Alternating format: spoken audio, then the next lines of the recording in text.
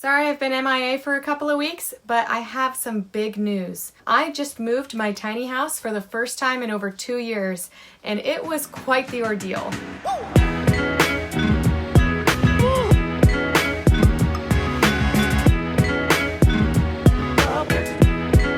My tiny house has been parked at Mount Hood Tiny House Village in Welches, Oregon for over 2 years. So it's been a mountain home for 3 winter seasons. Well, recently I had the opportunity to park my house on a farm on Whidbey Island in the Puget Sound. So I borrowed a friend's truck and I was on my way.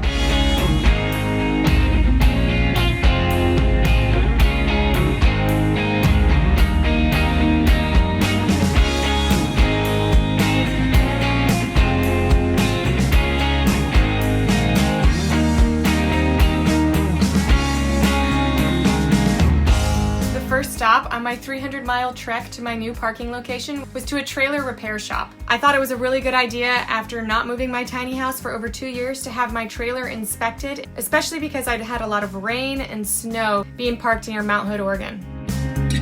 $750 later, and 2 popped, what the fuck are these? These 2 pieces were holding one of my axles on the trailer, and as you can see, one of them had fully rusted through and the other one was well on its way. Who knows what would have happened had they both busted and I was going down the highway. With my axle now securely in place, new trailer brake lights, and freshly packed wheel bearings, I was back on the road. We're getting ready to go onto the ferry. It's only a 30-minute ferry ride. There's our boat back there.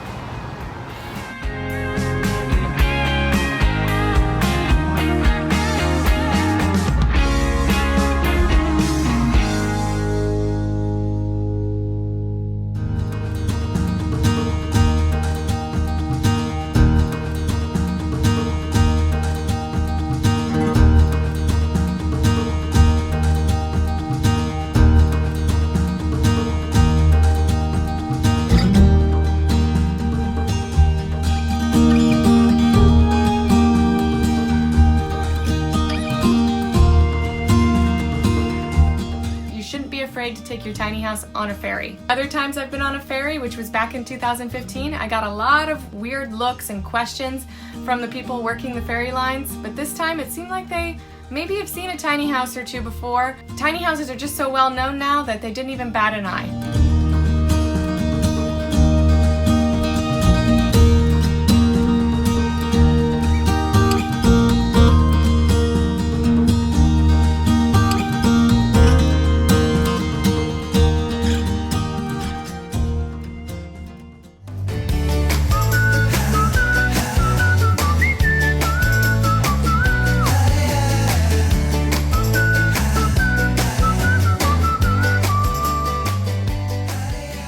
The next step was definitely the most difficult of the entire trek. The driveway to my new parking spot is steep, narrow, and it also has a lot of loose gravel. So it was pretty challenging to tow a 10,000-pound tiny house up that road. First we tried with our borrowed truck.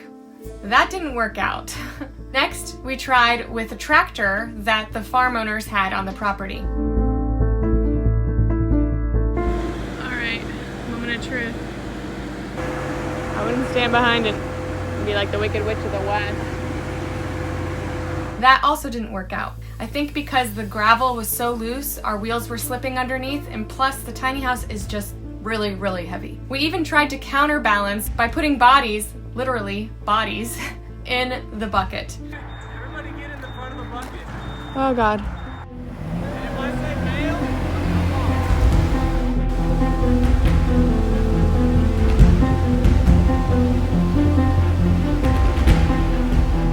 Still couldn't get enough traction to get up the hill. Finally, we decided to give it everything we had. We actually attached the truck to the tractor and they split the load. While I wasn't the one in the tractor or in the truck, I was standing by the side worried sick, imagining my tiny house toppling down the hill, possibly crushing somebody or taking the tractor with it. To say I was stressed out would be an understatement. and with both of their powers combined, we were able to get up the hill. Once up the hill, it was easy enough to maneuver into my new spot, and I'm just now getting settled in. And I have big plans for this parking spot, but for now, I'm just gonna enjoy the fact that I have a tiny home parked on an island.